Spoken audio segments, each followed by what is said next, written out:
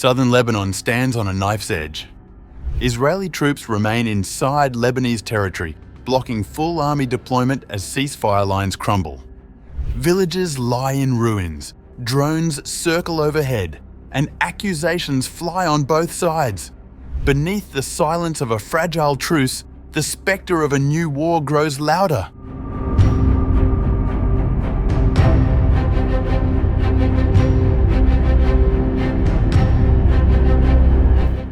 Tensions along the Lebanon-Israel border are escalating sharply as both militaries increase deployments amid a ceasefire that exists largely on paper.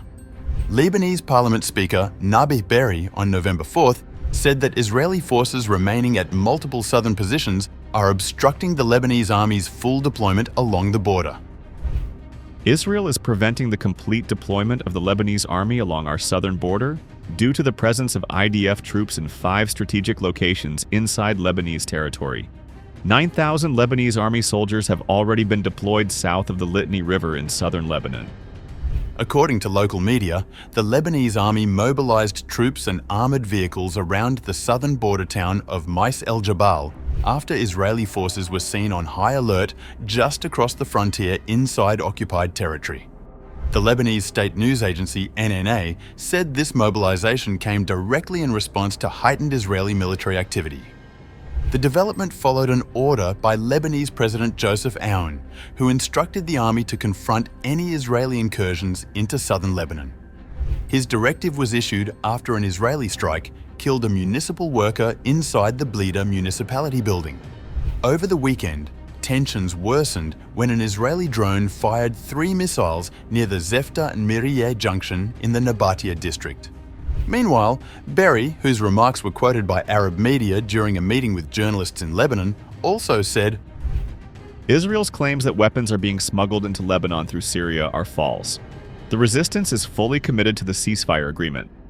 Although a ceasefire between Israel and Hezbollah was agreed in November 2024, it has been repeatedly undermined. Israel accuses Hezbollah of rebuilding its military infrastructure and violating the truce, while Lebanese officials and human rights groups say Israel continues to conduct near-daily attacks. These strikes, they claim, have killed dozens of civilians, journalists, medical workers, and destroyed critical infrastructure.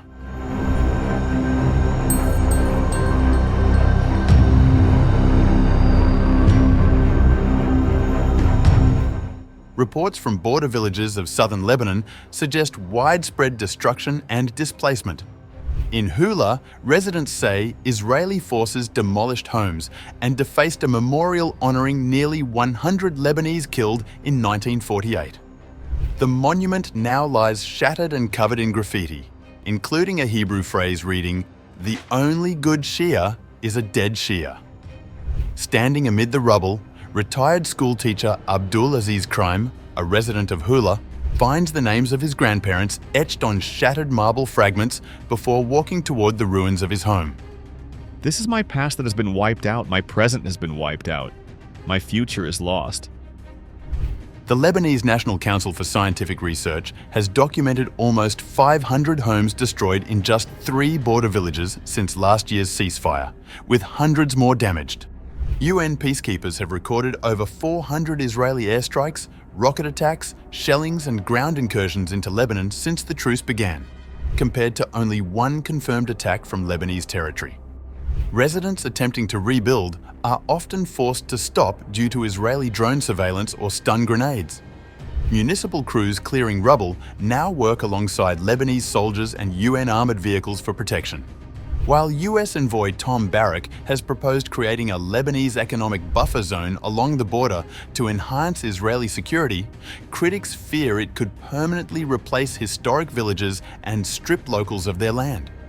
For now, southern Lebanon lies caught between unresolved conflict, geopolitical maneuvering, and a fragile calm overshadowed by drones, ruins, and the fear that war could return at any moment.